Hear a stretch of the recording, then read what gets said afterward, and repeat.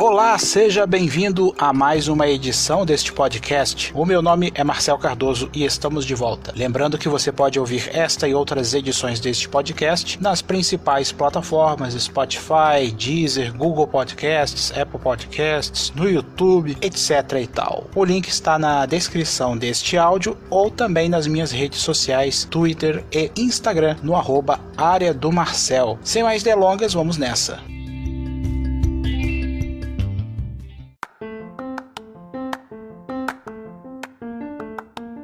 A Itapemirim, a amarelinha mais famosa do Brasil, para os entendidos, anunciou que vai voltar ao setor aéreo depois de mais de 20 anos. A empresa anunciou um aporte de 500 milhões de dólares, o que dá aproximadamente 2 bilhões e 100 milhões de reais, de um fundo soberano dos Emirados Árabes, que será utilizado para a criação de uma nova aérea do grupo. De acordo com o presidente da Itapemirim, Sidney Paiva, o objetivo é criar um serviço inovador no transporte aéreo, permitindo integrar o modal terrestre com os ônibus do grupo com o aéreo. A expectativa é receber o primeiro avião de passageiros em meados de 2021. A frota poderá ser de 35 aeronaves Bombardier, sendo 15 aeronaves com capacidade para 80 passageiros e outros 20 com 100 passageiros. A especulação de que o modelo seja o C100 Series, que foi adquirida pela Airbus e renomeada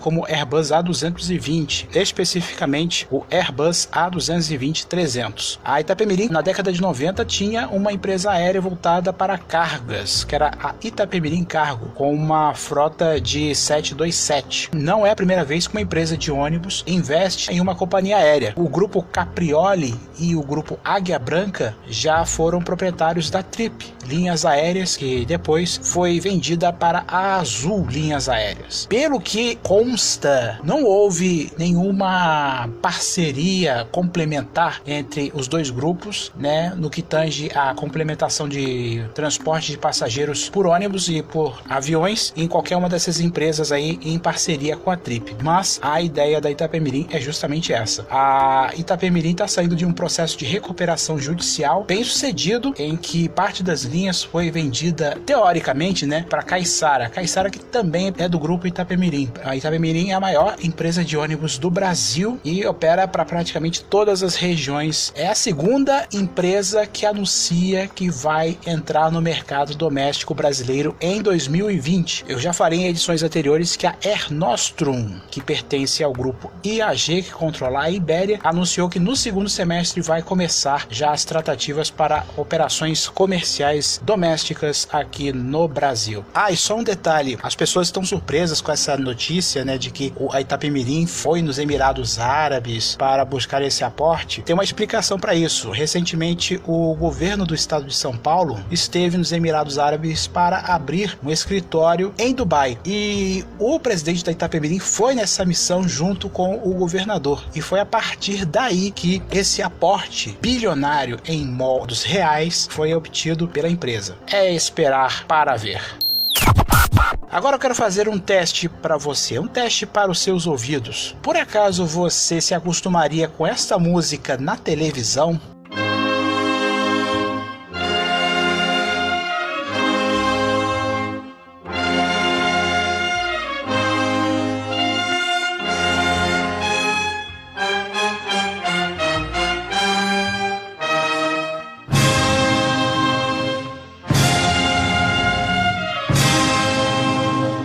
Acho que não, Eu explico. O Congresso Nacional rejeitou, mais precisamente o Senado, a criação da versão televisiva da Voz do Brasil. A rejeição aconteceu no último dia 12.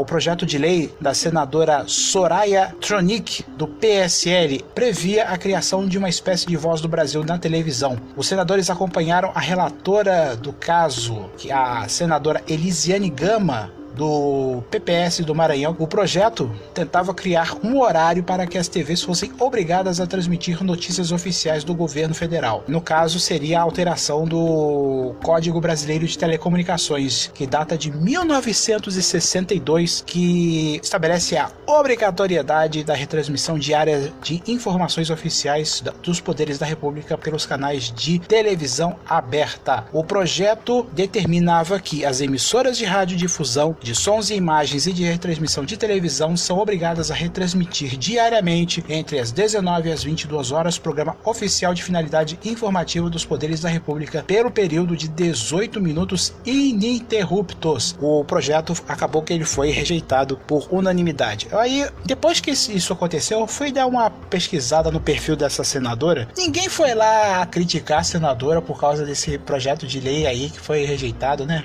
Por que será? Que bom que isso foi rejeitado. Até porque, gente, Voz do Brasil é um engodo. É um dos maiores engodos da história da comunicação brasileira. Está no ar há 85 anos. Ideia do ditador Getúlio Vargas, lá em 1935, ainda com o nome A Hora do Brasil, e depois passou a ser transmitido como A Voz do Brasil, e que, pelo amor de Deus, nós estamos em 2020, em tempos de internet, esse programa ainda está no ar, com tanto bombardeio de informações e redes sociais, dos três poderes. Esse programa hoje, meu amigo, é puro dinheiro público jogado fora, né?